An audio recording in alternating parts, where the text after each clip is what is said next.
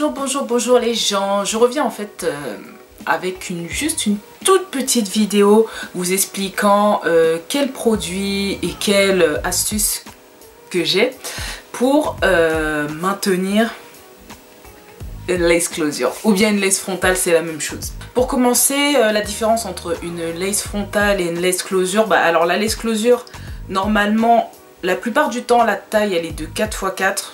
Donc bon, je sais pas vraiment c'est quoi la dimension, mais du coup en fait elle arrive vraiment juste là et ça fait juste le tour.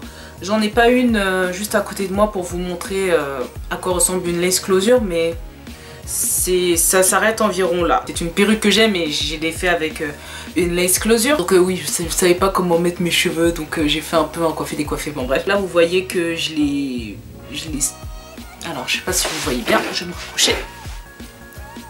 Donc voilà, elle arrive juste là. Donc juste, c'est vraiment juste une toute petite partie. Alors que la lace frontale en fait c'est vraiment de là jusqu'à là. Donc ça fait vraiment tout le tour de la tête.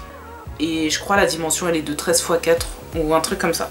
Bref, ceci n'est pas le sujet. Je vais parler exactement de qu'est-ce que j'utilise en fait pour fixer la lace closure pendant toute la journée.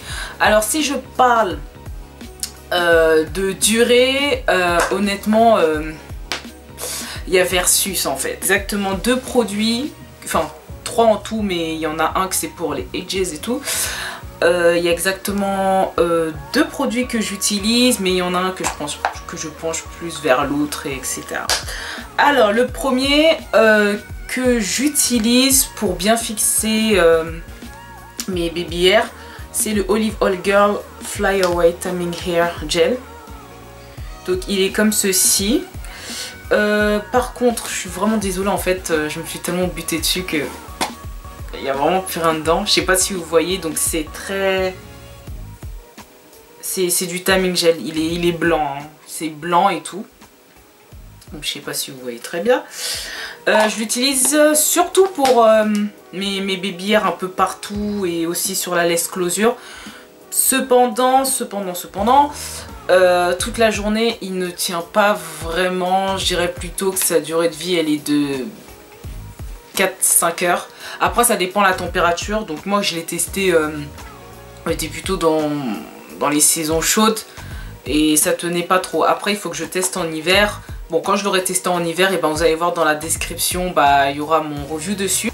Je tenais juste à vous dire qu'en fait ce produit, on le vend en France, mais celui-là je l'ai exactement acheté à Londres. Et je l'avais en fait je l'ai trouvé en France en me promenant et tout. Et puis je l'ai acheté, je me suis rendu compte qu'en fait dedans c'était marron au lieu de blanc. Et en fait la tenue c'est vraiment du n'importe quoi. Et c'est ça qu'il faut faire très attention. Donc si c'est le vrai c'est blanc, si c'est le faux c'est marron. Donc n'oubliez surtout pas parce que... Sinon j'ai le fameux Got2b Gel que j'ai acheté je trouve honnêtement pour rien. Parce que en fait une lace closure pour la stabiliser en fait faut pas mettre le gel sur vos cheveux, il faut vraiment mettre sur le front à peu près. Et le Got2b Gel franchement c'est convenable, mais ça te met du fil blanc à la fin de la journée. Bon, j'ai essayé de mettre avec un peu d'eau et tout, mais après la closure elle devient aussi sale. C'est ça le problème, quand on pose la lace closure avec du gel, elle devient mais super sale. Il y a même de la poussière qui se colle dessus et je trouve pas ça très propre. Et du coup il faut toujours la laver.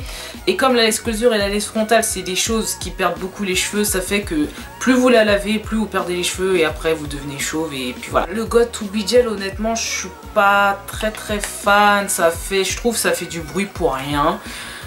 Et ouais, je l'utilise de temps en temps. Je vais faire... dans l'ancienne vidéo, donc la vidéo où je fais cette perruque là, je l'utilise. Donc si vous voulez voir, vous checkez dans la description. Mais sinon, honnêtement, comme je l'ai dit dans la vidéo, vous pouvez prendre n'importe quel gel, peu importe, fixation forte, je sais pas, enfin, tous les trucs de dope, ou j'en sais rien, qui fixe bien. Cependant, c'est du gel, du coup ça peut endommager vos cheveux. Et à la fin de la journée, vous aurez les espèces de trucs blancs. Et la closure, elle est sale, du coup, il faut la laver tout le temps. Sinon, le dernier produit que j'ai, ça c'est pour les edges, c'est celui que j'ai utilisé aujourd'hui et que franchement je kiffe, mais que les gens négligent. C'est le Olive Oil Wrap Set Mousse. Si vous voulez faire un effet glueless, donc comme je l'ai fait aujourd'hui, je vous conseille vivement d'acheter ça, ou même une mousse quelconque, hein. Je crois que les mousses aussi fonctionnent très bien. Si vous voulez faire un effet glowless, un effet très naturel, je vous conseillerais vivement de prendre de la mousse, parce que je trouve honnêtement la mousse par rapport au gel, elle fait pas de filtre blanc en fait. Mais c'est pas un fixateur, hein. Ça c'est juste pour un effet naturel pour les edges, mais c'est pas un fixateur. Alors que ça, je dirais que c'est plutôt un fixateur de closure et de laisse closure, parce que pour faire les edges avec, après ça devient, c'est cata, c'est limite cata.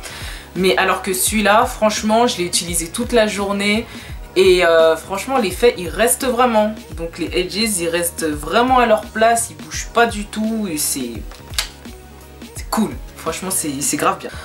Honnêtement, mon avis personnel sur les laisse closure et les frontales, je trouve que, surtout la frontale, je trouve que c'est pas très rentable, parce que les cheveux ils s'enlèvent, les cheveux de la laisse ne font que s'enlever au fur et à mesure qu'on peigne, qu'on lave ou qu'on fasse des choses, et du coup après à la fin il y a beaucoup de cheveux qui se perdent, et à la fin le rendu il est... Au bout de 2-3 semaines, c'est un peu cata et c'est dommage quoi, parce que en plus c'est cher, alors voilà. Il faut que je donne des astuces pour les laisses closure et les laisses frontales. Honnêtement, quand vous les lavez, il faut faire très attention, faut pas laver comme ça en fait, hein. Il faut vraiment laver, vous mettez votre perruque ou votre closure à plat, que vous lavez, mais vraiment doucement, parce que les cheveux après ils arrêtent pas de s'enlever.